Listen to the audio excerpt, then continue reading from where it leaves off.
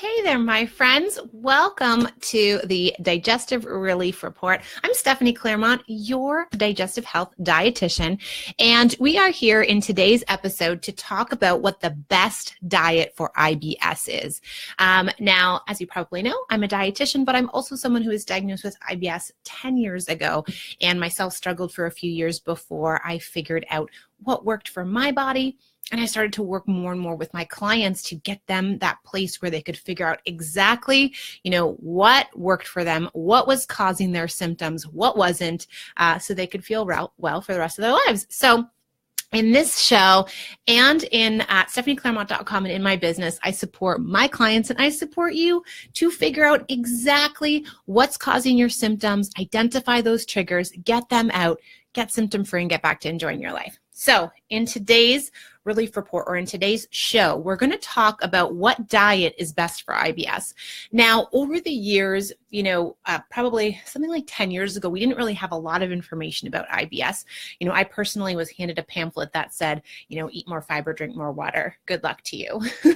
And, before that, there was, kind of people trying to figure it out on their own. The specific carbohydrate diet came up, and now people are using a paleo diet, and all these kinds of different diets that restricted carbohydrates started popping up and starting to be used because there wasn't much information out there for those of us suffering with IBS even 10 years ago when I was diagnosed and handed this pamphlet. And now lately we've been hearing more about the low FODMAP diet and how that can help people with digestive health issues. So today I actually wanted to talk to you about some research that's coming out of Yale. And I don't have it printed, so it's on my screen. So I'm just going to pull open my screen and look at it for a quick second, and then we can discuss. So a Yale team of researchers conducted a double-blind study. Now, a double-blind study is awesome. This is kind of that high-quality type of study. When you're reading research or articles in the newspaper or magazines or whatever, you always have to wonder, what kind of study did they do and how many people did they have and how did it work? Double-blind is always a great one because it's a great one. Just trust me. Anyway, so they noted that many people had tried diets based on blood tests to identify different food intolerances. Okay, so the scientists used a specific test, a leukocyte activation test, to determine immune cell responses to specific foods. Okay, so this test is widely used. However, just so you know, there aren't very rigorous studies available in databases like PubMed and available online. So, we're not 100% sure that this test it's not validated. So it's not like everybody go out there and get this test. Okay, we're just using this article as some food for thought on what diet is best for IBS. Okay, so there's not enough science to support the use of this particular blood test yet in the clinical setting for all of us to go out there and use. But what we're going to hear next is really important for us all to get clear on what's triggering our symptoms and how we can live well the rest of our lives from what they found. So they placed people on diets that restricted foods based on their blood test results. Okay, and these are all 58 people with irritable bowel syndrome. Did the tests, identified different food intolerances, all different, right? This is very customized, this approach. Or restricted diets that were inconsistent with the results. Okay, so that was kind of like their control. After 4 weeks on the individualized diet, so this isn't a blanket diet for everyone, people were asked to personally rank their symptoms and their quality of life. And the group on the individualized diet, so those are the people that got the results of their blood test, cut out those foods that it showed that they were intolerant to, showed a dramatic decrease in abdominal pain and bloating. So what's cool is that this study shows us that more research is needed to be conducted on individualized diets, right? Because if this blood test can actually help us individualize, like figure out I'm intolerant to this, I'm intolerant to that, I'm not intolerant to that, because we're all so unique and different, then that's going to be really helpful. Now, note that this is only a 4-week study, so we didn't track these people for very long, but here's why I want to bring it up. Not because I think we all need this blood test, okay? But because the important part here is that digestive health issues, specifically in this case, irritable bowel syndrome, is very unique.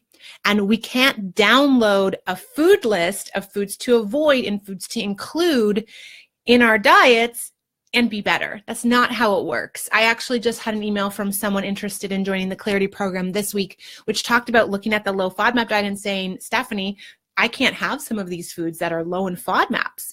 What am I supposed to eat if I'm supposed to restrict my diet? And that's where getting really clear on what your personal food intolerances are and what your personal triggers are, and that includes both food and behaviors, is going to help you get to that place where your symptoms are under control and you can get back to enjoying and living your life. Okay, so I think this study really shows us that maybe in the future we'll have more testing, more equipment, more tools to help us get clear on that. But for now, what we can do is implement the strategies that we need to in order to identify those triggers, in order to get really clear on what our personal symptoms are, and to know that some of the advice out there on blogs or the food lists or whatever, they're not for you, and that you need more of really a system to kind of follow step by step, okay? So we'll definitely keep you up to date on more tools and techniques and things that can help you do this.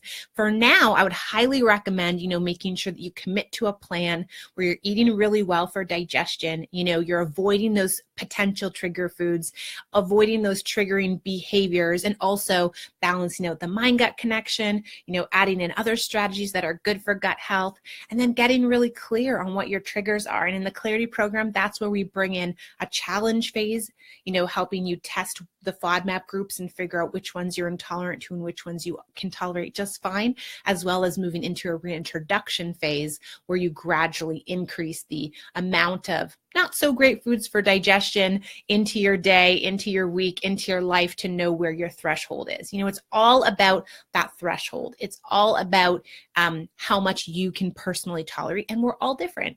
For me now, I know I can maybe have a donut. I can have some mushrooms in my stir fry. I can have some green onions. I can have a little bit of beans. I can have all these things, but I know what my own threshold is, how much I can handle in a day, in a meal, and that's where you need to get to. So if you need any help with that, I'm absolutely here for you. I would love to serve and support you, and you're very welcome to join the Clarity program with me. You can go to joinclarity.com. That's join, and then Clarity is spelled like my last name. So it's CLAIRITY.com. We can post that link right up in the comments for you, and you can learn more about the Clarity program and ask any questions that you might have about how it's going to work for you. This is the system that you can follow to get all those good for gut strategies, as well as, implementing those different things to help you avoid those potential triggers, eat well for digestion, and then get clear on what your triggers are through our challenge and reintroduction phase. And I'm here to answer any questions you have. So if you have any questions today, please post them in the comments. Whether you're watching the replay or you're watching live, I'm here to answer your questions. Or if you have any questions about the Clarity program after you check it out, go to joinclarity.com. And happy to answer them and happy to help you if I can. All right, everyone, we will see you next week on Wednesday at 10 a.m. Eastern for another episode of Digestive Relief Report. All right, I will see you guys soon, and have a really lovely Wednesday. Bye for now.